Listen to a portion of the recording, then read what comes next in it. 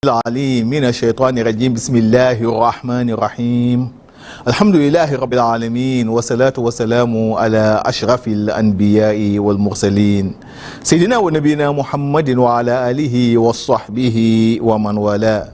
Chers frères et sœurs en islam, assalamu alaikum wa rahmatullahi ta'ala wa barakatuh. Nous allons vous parler aujourd'hui de la question du mariage au regard de l'islam. Le mariage, chers frères et sœurs en islam, appelé en arabe az-ziwaj ou an-nikah, est un contrat d'engagement signé devant Allah subhanahu wa ta'ala et ses anges. Un contrat d'engagement dont l'une des clauses est de permettre au conjoint de servir la volupté de l'autre, autrement dit, d'entretenir des relations intimes dans la légalité. Le mariage est le fondement, si vous voulez, d'une société.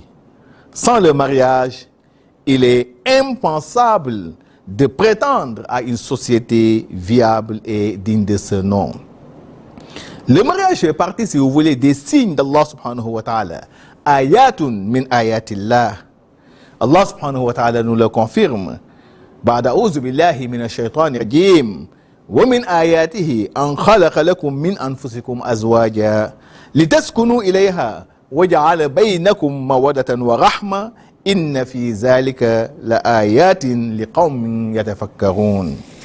Allah subhanahu wa ta'ala nous dit, il est de nos signes d'avoir créé de vous pour vous des épouses pour que vous ayez la tranquillité de l'esprit et du cœur auprès d'elles.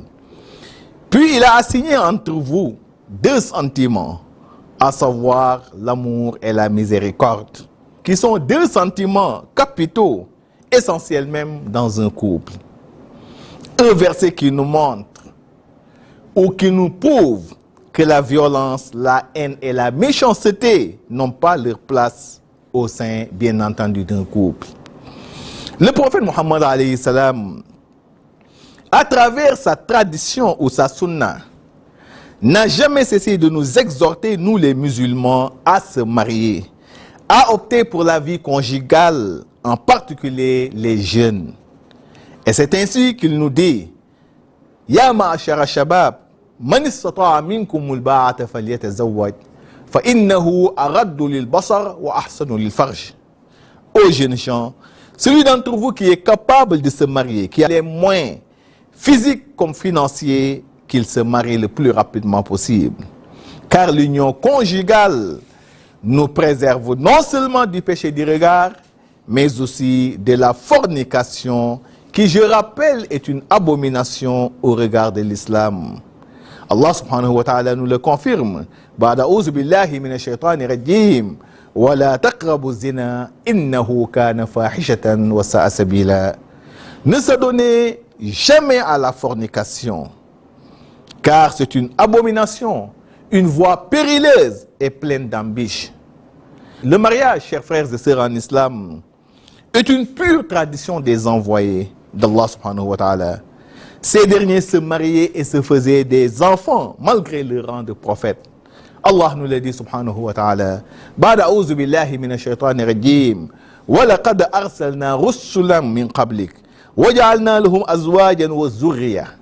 Nous avons envoyé avant toi, Muhammad alayhi salam, des messagers et leur avons assigné des épouses et des descendances. Chers frères et sœurs en islam, Allah subhanahu wa ta'ala a instauré le mariage pour perpétuer l'espèce humaine par la procréation qui résulte bien entendu du mariage. Bref, on se marie pour faire des enfants, pour faire des descendances, et non pour se faire du plaisir. Allah nous l'a dit, فَالْآنَ بَاشِرُوهُنَّ وَابْتَغُوا مَا كَتَبَ اللَّهُ لَكُمْ. Cohabitez étroitement avec vos épouses et recherchez à travers cette cohabitation ce que Allah subhanahu wa ta'ala a prescrit pour vous, c'est-à-dire des enfants, des descendances.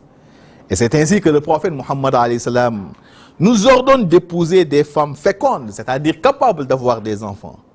Tazawwaju al-wudud al-walud, fa inni mukathirun bikum al-umama yawm al-qiyamah. Épousez des femmes affectueuses et fécondes, afin que je puisse surpasser en nombre les autres communautés au jour dernier. Ce qui montre que l'islam est une religion qui encourage les naissances et fustige, il faut le dire, toute politique visant à décourager les naissances sans raison valable. Le mariage est une union, si vous voulez, où l'aide mutuelle des deux conjoints doit se faire ressentir de part et d'autre. Mais malheureusement aujourd'hui, les violences conjugales sont devenues des faits récurrents au niveau des couples. On ne reste plus 1 ou 2 jours sans en voir écho à travers la presse qu'un homme a sauvagement agressé, violenté ou tué son épouse. Ou tout simplement qu'une femme a violenté son mari de façon atroce jusqu'à ce que ce dernier rende l'âme.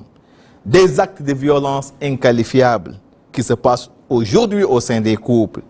Et pourtant, ce n'était pas cela l'objectif, n'est-ce pas, du mariage. Chers frères et sœurs en islam, nous voilà au terme de notre rappel. Merci et à demain, Inch'Allah, pour un autre numéro. أقول قولي هذا واستغفر الله العظيم لي ولكم ولسائر المسلمين من كل ذنب فاستغفروه إنه هو غفور رحيم. شهر رمضان الذي